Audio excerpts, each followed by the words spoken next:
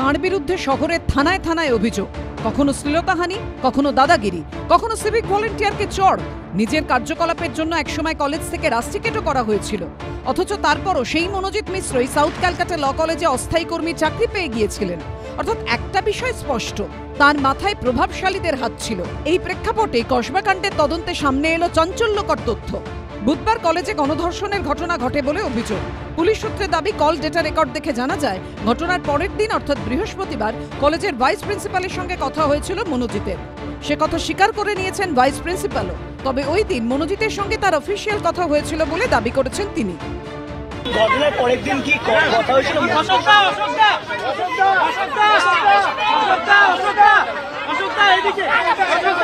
মাথায় ভাইপোর হাত ছিল। ভাইপো গ্যাংয়ের অন্যতম নেতা। ভাইপো গ্যাং মানেই তো ধর্ষণ করবে, চুরি করবে, তোলাবাজি করবে, রাহাজানি করবে, পুলিশের সিকিউরিটি থাকবে। একে সরান। বাংলায় যদি ধর্ষণ বন্ধ করতে হয় আর ধর্ষকদেরকে যদি 24 ঘন্টার মধ্যে শিক্ষা দিতে হয়, উত্তরপ্রদেশ মডেল চাই বাংলাতে। শুধু উত্তরপ্রদেশ মডেল কেন, গোটা দেশ জুড়ে তো মডেল দেখিয়েছেন। সারা দেশে একমাত্র রাজনৈতিক দল ভারতীয় জনতা পার্টি, তারা ধর্ষকদের বাইরে এনে মালা পুড়িয়েছে, জেলের বাইরে এনে, স্বাধীনতা দিবসের দিন। তার নাম ভারতীয় জনতা পার্টি। কয়েকদিন আগে ভিডিও দেখা গিয়েছিল রাকেশ সিং, যে কোকেন পাচারের অভিযোগে কদিন আগে ধরা পড়েছিল, এবং বিজেপির নেত্রী পামেলা গোস্বামী তিনি অভিযোগ করেছিলেন। এই পামেলার বিরুদ্ধে আবার মোলেস্টেশনের অভিযোগ পামেলা গোস্বামী করেছিল রাকেশ সিং এর বিরুদ্ধে। যে রাকেশ সিং কদিন আগে এই কসবা কাণ্ডে নারী নিরাপত্তা নিয়ে মিছিল করেছিল। এটাই হচ্ছে বিজেপির চরিত্র। নিজেদের রাজ্যে ভুরি ভুরি উদাহরণ। পার্থক্যটা এখানেই, মমতা ব্যানার্জির প্রশাসনে যখন কেউ অন্যায় করে তাকে দল রং দেখা হয় না, ধর্ম দেখা হয় না, রাজনীতির রং দেখা হয় না। এই ভাইরাল ভিডিও থেকেই মনোজিৎ মিশ্রের ওপর মহলে ওঠা বসার প্রমাণ আরো স্পষ্ট হয়েছে। একই অনুষ্ঠানে সাউথ ক্যালকাটা ল কলেজের ভাইস প্রিন্সিপাল নয়না চট্টোপাধ্যায় এবং গভর্নিং বডি সভাপতি তৃণমূল বিধায়ক অশোক দেবের সঙ্গে দেখা যাচ্ছে মনোজিৎ মিশ্রকে। তৃণমূল বিধায়ক অশোক দেবকে রীতিমতো জেঠু বলে সম্বোধন করছেন মনোজিৎ মিশ্র।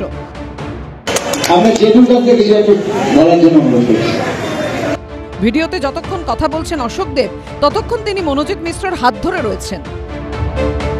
আর তৃণমূল বিধায়ক অশোক দেবের ঠিক ডান দিকে দ্বিতীয় চেয়ারে হাসি মুখে বসে আছেন ল কলেজের ভাইস প্রিন্সিপাল নয়না চট্টোপাধ্যায়।